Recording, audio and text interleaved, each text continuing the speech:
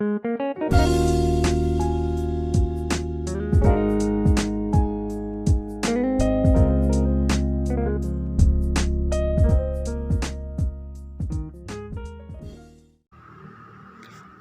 को मेरा प्यार भरा नमस्कार। स्वागत है आज की क्लास में आप सभी का। आज के क्लास में हम सुखी डाली उपेंद्रनाथ अशोक जी द्वारा लिखित एकांकी का तीसरा दृश्य देखने जा रहे हैं। तीसरे दृश्य में जाने से पहले थोड़ा सा पुनरावर्तन, रिवीजन, सीन 1 यानी दृश्य 1 और दृश्य 2 का थोड़ा सा रिवीजन। दृश्य 1 में हमने देखा कि बेला रजवा नौकरानी को काम से हटा देती हैं। बेला की जो ननंद है इंदु से जाकर पूछती है, क्यों आपने रजुआ को काम से निकाल दिया, जो हमारी पुरानी नौकरानी है, 10 साल से हमारे घर में काम करती हैं। तो भाभी बेला इंदु से कहती हैं कि उसे काम करने की तमीज़ नहीं है, बदतमीजी के साथ वह काम करती हैं, इसके लिए मैंने उसको काम से निकाल दिया। तो इंदु अपनी भाभी को जवाब देती हैं कि उसको काम करने नहीं आता तो आपको उससे काम करवाने भी आना चाहिए। ननंद इंदु और भाभी बेला दोनों के बीच में तू मैं होता है, छोटा सा झगड़ा होता है। और इंदु जो गुस्से वाली लड़की हैं वह क्या करती हैं, गुस्से से नाराज़ होकर, अपसेट होकर आती हैं और घर की सभी जो महिलाएं हैं, यानी हम देखते हैं इस कहानी के जो भी स्त्री पात्र हैं, मझली भाभी, बड़ी भाभी, मझली बहू, बड़ी बहू, छोटी भाभी, इन सब को बेला की कंप्लेंट शिकायत करने लगती है कि बेला ने ऐसे किया, वैसे किया, वो किया, ये किया। तब क्या होता है, दोनों की चर्चा होती है तो मझली बहू बीच में आती हैं और वह एक किस्सा बताने लगती हैं कि वह छत पर कुछ सुखाने के लिए जाती हैं तो बेला और परेश के बीच में छोटी सी नोकझोंक हो रही है फर्नीचर्स को लेकर। बेला पुराने फर्नीचर्स अपने बेडरूम से बाहर निकाल देती हैं। परेश उन फर्नीचर से बहुत प्यार करता है क्योंकि उनके पिता दादा ने उन फर्नीचर का उपयोग किया है और वो भी अपने कमरे में रख कर उसको आदर देना चाहता है। लेकिन बेला एक आदर्श लड़की है, एक फैशनेबल लड़की है और बड़े घर से आई हुई लड़की है, तो अपने पति परेश जो एक नायाब तहसीलदार है, उसे क्या करती हैं, मुझे पुराने फर्नीचर्स बिल्कुल पसंद नहीं है, मुझे नए ज़माने के फर्नीचर्स चाहिए, ये कहकर वह क्या करती हैं, सारे फर्नीचर्स को अपने कमरे से यानी अपने बेडरूम से बाहर निकालती हैं। दोनों बहुत ही पढ़े लिखे हैं तो इंग्लिश में क्या करते हैं, वार्तालाप करते हैं और झगड़ते हैं। तो ये देखकर जो मझली बहू है वो क्या करने लगती हैं, मझली भाभी वो आकर क्या करने लगती हैं, चुगली करने लगती है। मजाकिया किस्म का ये कैरेक्टर है मझली भाभी, तो वह हंसने लगती हैं और सभी घर के लोगों को इन दोनों की जो पर्सनल बातें हैं बताती हैं। और कंक्लूजन में ये है कि सभी ये जो बेला है, जो परेश की पत्नी है, छोटी भाभी की बहू है, इंदु की ननंद है, सभी इसकी क्या करने लगते हैं, निंदा करने लगते हैं, पीठ पीछे उसकी ढेर सारी बातें करने लगते हैं। ये पहले दृश्य का शॉर्ट में समरी हो गया। दूसरे दृश्य में आते आते हमने देखा कि परेश अपने दादाजी के पास आता है ये कहने के लिए कि बेला का मन यहाँ पर नहीं लगता क्योंकि घर की सभी औरतों के साथ इसका क्या नहीं हो रहा, जम नहीं रहा है, दोनों सभी के बीच में इसके साथ एडजस्टमेंट नहीं हो रहा है, इसके लिए बेला अलग जाकर रहना चाहती हैं। प्यारे विद्यार्थियों, कहानी में हम जानते हैं कि इनका घर यानी दादाजी यानी मूलराज के लिए उनका परिवार यानी एक बड़े बरगद के पेड़ के समान, वो उसकी तुलना करते हैं। मेरा परिवार बरगद के पेड़ के समान है, यहाँ की एक भी डाली सूखनी नहीं चाहिए, टूटनी नहीं चाहिए, टूटकर अलग नहीं होनी चाहिए, ये इनका क्या है, मनोभाव है। और वो कहते हैं मेरे जीते जी इस संयुक्त परिवार से कोई भी अलग नहीं जाएगा, सभी मिलजुल कर एक साथ एक ही परिवार में जॉइंट फैमिली सम्मिलित परिवार के रूप में रहेंगे। तो दादाजी परेश को कहते हैं बिल्कुल चिंता मत करो, मैं तुम्हारी इस समस्या का समाधान निकालूंगा। मैं ऐसा करूंगा कि घर में कोई भी बेला के मन में कभी ऐसे नहीं आएगा कि वह घर छोड़कर चली जाए या अलग जाए। तुम बिल्कुल चिंता मत करो। लेकिन वह 72 इयर्स के बुज़ुर्ग होते हुए भी वे नई जनरेशन का ये जो लड़का है परेश, जो एक नायब तहसीलदार है, उसे क्या करते हैं, सजेशंस देते हैं, सुझाव देते हैं। देखो बेटा, तुम्हारी पत्नी बेला एक बड़े परिवार की हैं, सुशिक्षित हैं, सुशील हैं, पढ़ी लिखी हैं, ऐसी जो बहू मिलना हमारे लिए बहुत ही नसीब की बात है। सुंदर हैं, बड़े घर की लड़की हैं, बड़े ख़ानदान से आई हुई हैं। तुम उसे बहुत प्यार करो, उसे उसका मन, उसे खुश रखो, उसका मन जो कहता है उसे दिलाओ, शॉपिंग करने ले जाओ, बाज़ार ले जाओ, मॉल से ले जाओ, उसे घुमाओ फिराओ, ताकि उसका मन बना रहे, उसको अपने मायके की याद न आए, उसको लगे कि गांव का ये जो घर है उसका अपना घर है। उसको कभी यह महसूस होने मत देना कि वह किसी पराए घर में रह रही है। ये अभी अभी उसकी नई शादी हुई है, उसको एडजस्ट होने के लिए समय लगता है। बाकी घर की सभी औरतों को मैं समझा दूंगा। तो कुछ इस तरह से दादाजी परेश को समझाकर भेज देते हैं और तुरंत वह रजवा कर बुलाकर एक छोटी सी बैठक मीटिंग करते हैं और उस मीटिंग में वे सबको समझाते हैं कि बेला इस परिवार का नया हिस्सा है, एक नई लड़की है, इस परिवार का नई जनरेशन की लड़की है और पढ़ी लिखी हैं, सुशिक्षित हैं, सुंदर हैं, सुशील हैं, बड़े परिवार की आई हुई है। ये हमारे परिवार के लिए बड़े गर्व की बात है। तो उसको आप वो जैसा चाहती हैं वैसा उसके साथ आप रहिए, उसके हाँ में हाँ मिलाइए। वो काम करना बिल्कुल नहीं जानती हैं, उसे काम मत करवाइए, उसका काम भी आप ही बांट लो कुछ दिनों के लिए, क्योंकि वह बड़े घर की लड़की है, स्वतंत्र विचार वाली है।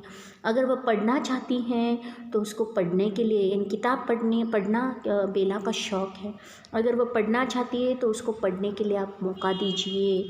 उसको जली कटी मत सुनाइए, उसके साथ झगड़ा मत करिए, या फिर उसकी बातों को समझिए, उसके विचारों को समझिए। उसे कैसे भी करके इस परिवार में एडजस्ट करना ही है और उसकी मदद कीजिए।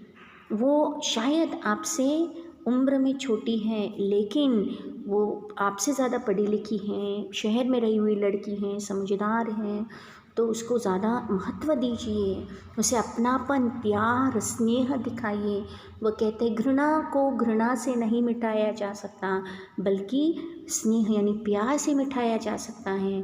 नए जनरेशन की लड़की है तो उसको इस घर में एडजस्ट होने के लिए, समझने के लिए, इस घर के संस्कार, संस्कृति, रीति रिवाज, रहन सहन समझने के लिए समय लगेगा। तब तक आप उसे क्या कीजिए, उसके साथ अच्छा व्यवहार कीजिए, अच्छा बर्ताव कीजिए, तभी उसका मन यहाँ पर लगा रहेगा।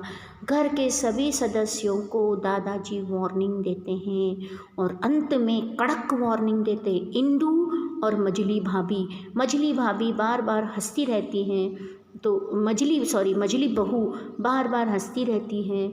तो वह उसे क्या करते हैं, समझाते हैं, देखो तुम बार बार हंसो मत, ये स्वभाव सबको पसंद नहीं आता हंसना, ठीक है, सबको पसंद नहीं आता है बार बार हंसना। मजली भाभी बहू, देखो दो कैरेक्टर्स है, मजली भाभी जो बड़ी हैं, सीनियर है, मजली बहू। तो मजली बहू का जो कैरेक्टर है वह हंसती है, वह बात बात पर। ऐसे कैरेक्टर्स हम देखते हैं। कुछ लोग कुछ न होते हुए भी हंसते रहते हैं। तो तुम बिना वजह हंसकर लोगों को परेशान मत करो। अपने लोगों को चलेगा, लेकिन बेला जो नई दुल्हन बनकर इस घर में आई हैं, शायद उसे ये सारी चीज़ें पसंद नहीं हैं। आप सभी अपने व्यवहार में बदलाव लाइए। बेला को कभी ऐसे नहीं लगना चाहिए कि वो परायों के बीच हैं। यहाँ पर कोई मेरा अपना नहीं है, कोई मुझे इम्पोर्टेंस नहीं देता, कोई मुझे केयर नहीं करता, मेरी निंदा करते हैं, मेरी चुगली करते हैं, ऐसा नहीं होता है। ये सारी चीज़ें हमने देखा दृश्य 2 में। तो आगे बढ़ेंगे दृश्य 3 की तरफ। तो दृश्य 3 ये बहुत ही बड़ा दृश्य है। दृश्य 3 सीन 3 मैंने इसको 2 भागों में बांटा है। आज और कल के भाग में मैं दृश्य 3 और ये लास्ट दृश्य है, कंक्लूजन है। दृश्य 3 में जाने से पहले अब दादाजी ने सबको वार्निंग दे दिया है, घर की औरतों को बेला के साथ वो जैसा चाहती हैं वैसा उसे एडजस्ट करो। उसके मुंह से घर चेंज करने की, घर छोड़ कर जाने की बात बिल्कुल भी नहीं आनी चाहिए। तीसरा दृश्य शुरू होने से पहले वही बरामदा, दोनों तख्त पूर्ववत खिड़कियों के बराबर रखे हुए और चारपाई वैसे दीवार के साथ खड़ी हुई है। हाँ, कुर्सी मध्य में आ गई है, लगता है कि इस पर छोटी बहू बेला बैठी धूप ले रही है। तो बरामदा में बैठकर बेला क्या कर रही है, धूप ले रही है।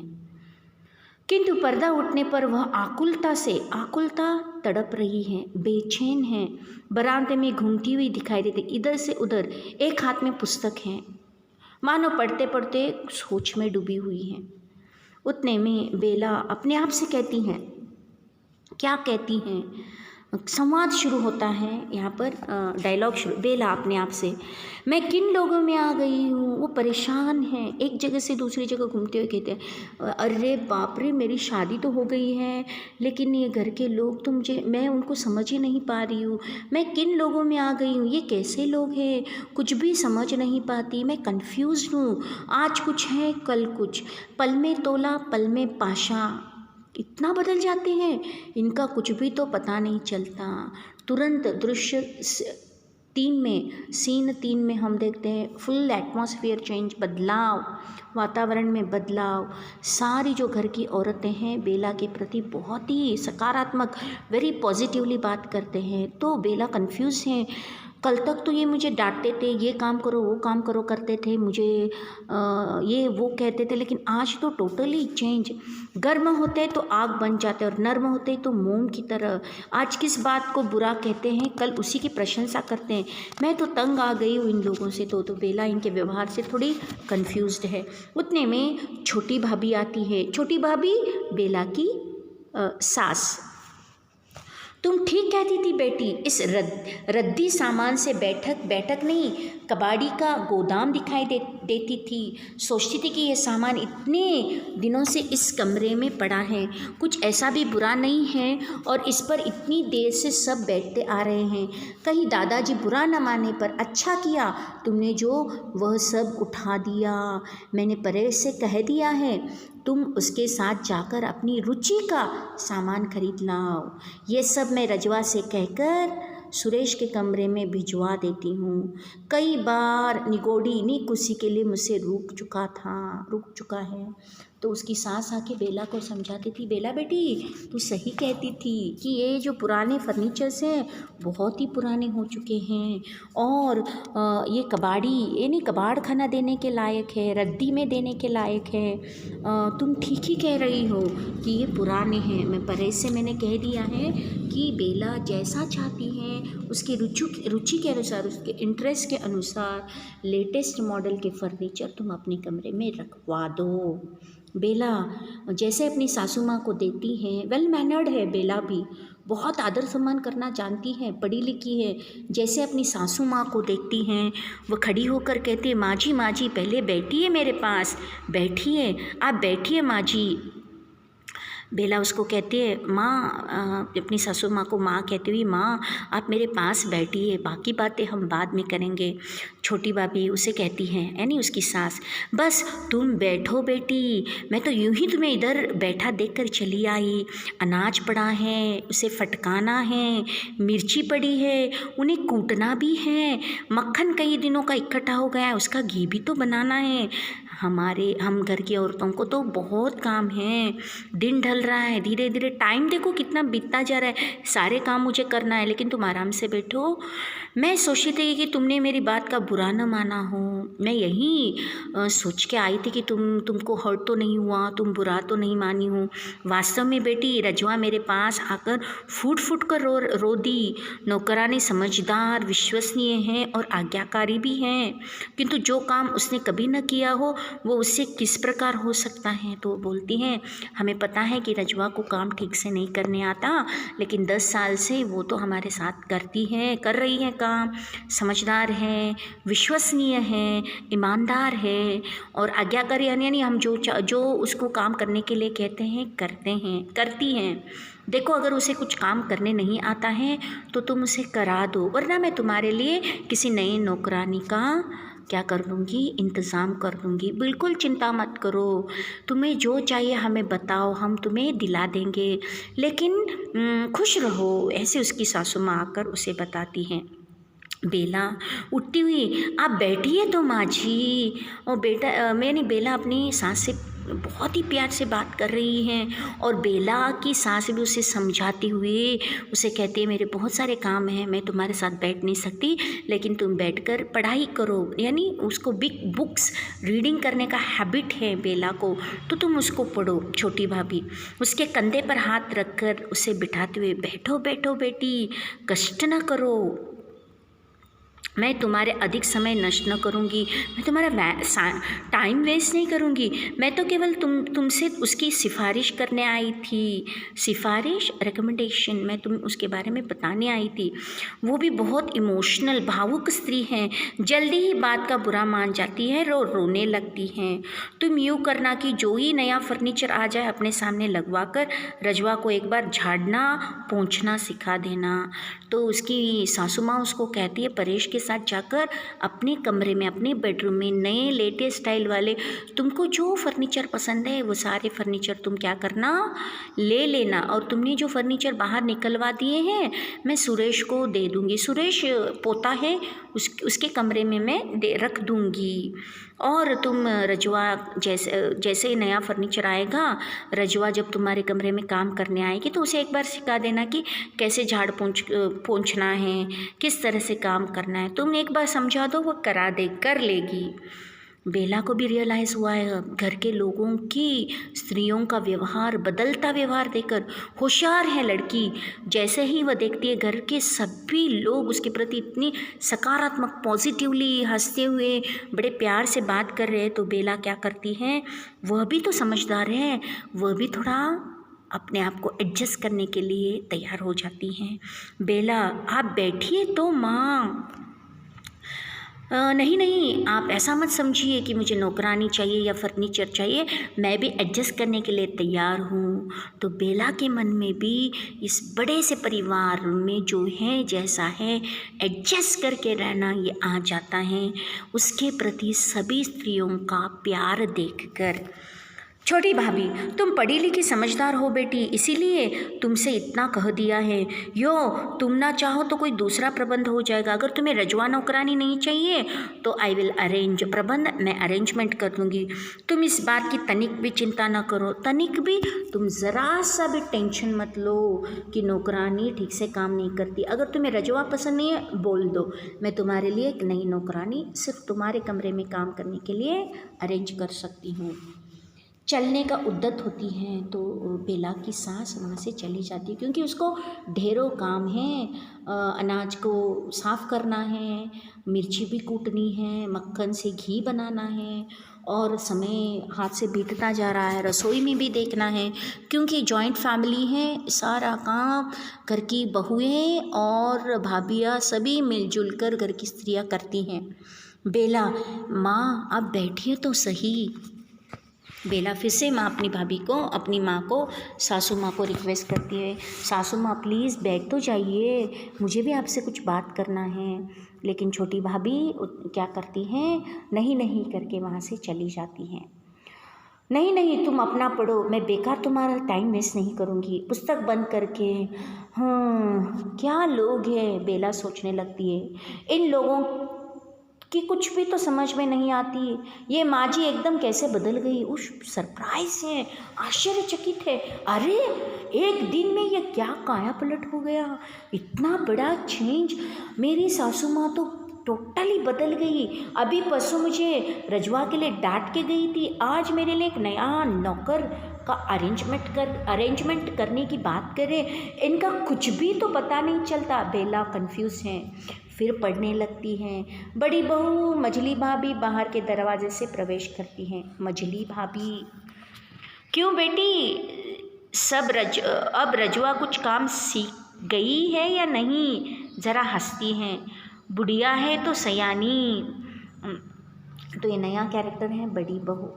तो बड़ी बहू, आपने इंदु से ठीक ही कहा था, हमें वास्तव में काम की परख नहीं। पर अब तो सासू माँ चली जाती हैं, मझली भाभी और बड़ी बहू दोनों आती हैं और वो प्यार से बेला से बात करने लगती है। क्यों बेटी, रजवा ने काम सीख लिया नहीं? वरना ये सब सारी बातें। बेला, आइए इधर तो आइए, मेरे पास बैठिए। बेला बाहर बरामदे में चारपाई पर अकेली बैठी हुई हैं। तो घर की जब स्त्रियां आती हैं तो वो उनको इनवाइट करती है, मेरे पास बैठिए। चारपाई यानी वो रस्सी की जो कॉट होती हैं।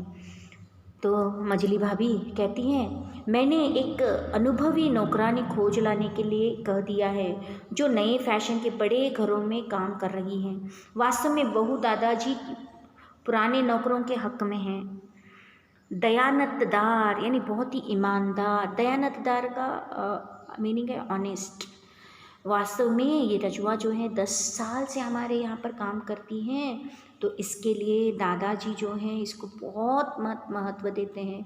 विश्वसनीय है, फेथफुल नौकरानी है, हमारे पास पीढ़ी दर पीढ़ी काम करती आ रही है ये रजवा और उसकी फैमिली। इस रजवा की सास भी यही काम करती थी, अब रजवा की बहू भी यही काम करती हैं। और तब बड़ी बहू कहती है, बेला, नहीं, नए नौकर की आवश्यकता नहीं, रजवा काम सीख जाएगी। तो बेला भी एडजस्ट होते हुए कहती है, कोई बात नहीं, मैं एडजस्ट कर लूँगी, रजवा मेरे लिए चलेगी। लेकिन घर की स्त्रियाँ उसे कहती हैं, डोंट वरी, अगर तुम्हें नई नौकरानी चाहिए, नया नौकर चाहिए तो हम दिला देंगे। लेकिन सभी के परिवर्तन को देखकर, व्यवहार में बिहेवियरल चेंजेस को देखकर बेला भी यहाँ पर चेंज होने के लिए मजबूर हो जाती हैं। बेला कहती है, नहीं, नौकर की आवश्यकता नहीं, रजवा काम सीख जाएगी। पर आप खड़ी क्यों हैं, बैठिए ना मेरे पास।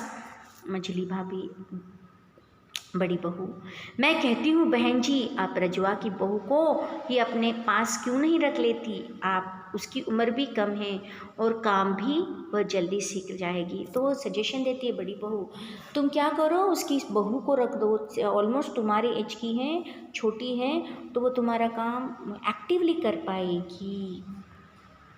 बेला कहती हैं, मेरा कुछ हर्ज नहीं है, आई डोंट माइंड। तो बड़ी बहू उसको कहती हैं, मेरा कुछ हर्ज नहीं है, हम आपसे छोटी हैं, वर्ग में भी बुद्धि में भी। तो बताती है, हम इतने पढ़े लिखे नहीं हैं, तुम कितनी पढ़ी लिखी, सुंदर, सुशील हो, देखो आप जैसा कहोगी हम वैसा करेंगे।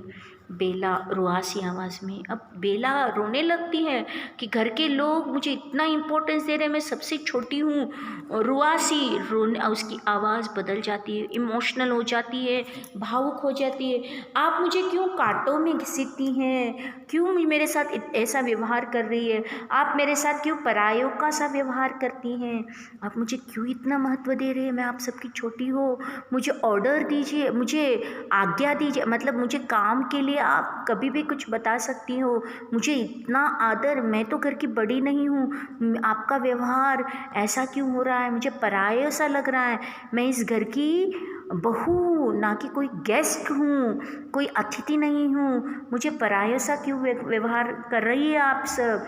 और वो गुस्से से उठकर खड़ी हो जाती हैं। मझली भाभी, परायों का सा, बाहर से मझली बहू के कहा की आवाज़ आती है। दूसरे क्षण वह इंदु और पारो के कंधे पर झूलती हुई बाहर के दरवाजे से आती। इंदु, सच? मझली बहू, अरे क्यों, मैं झूठ कह रही हूँ, ये दोनों के बीच में कुछ हो रहा है, कुछ बातें मैंने अपनी इन 2 आँखों से देखा है। मालवी ने सारी की सारी छत फावड़े से खोद डाली और बंसीलाल महाशय मुंह देखते रह गया। तो मझली बहू क्या करती हैं, कुछ बाहर का एक इंसिडेंट हंसते हंसते बताते हुए, इंदू और मझली बहू दोनों चिल्लाते चिल्लाते हुए, हंसते हुए, जोक करते हुए, ठहाका यानी ज़ोर ज़ोर से हंसते हुए दोनों अंदर आ रहे हैं। बड़ी बहू, भाई मुझे भी बताना क्यों, क्या किया मालवी ने। मालवी नया कैरेक्टर है, नेबर है उनका। मझली बहू चारपाई बिछाकर उसमें धस जाती हैं। चारपाई यानी वो रस्सी वाली कॉट होती है, उसमें बैठती है अंदर। उसी की एक और इंदू भी बैठती है, दूसरी ओर पारो जो घर की नौकरानी है। मझली भाभी कुर्सी पर बैठती हैं और बड़ी बहू खड़ी रहती हैं। तो सभी वहाँ पर हैं, ये सभी गपशप कर रही हैं, हंस रही हैं। मझली भाभी कुर्सी का ज़रा खिसका कर समीप होते बंसीलाल के सामने उखाड़ कर फेंक दी छत मालवी की। तो एक इंसिडेंट बता रही है वो कि बाहर एक इंसिडेंट ऐसे हो गया, वैसे हो गया।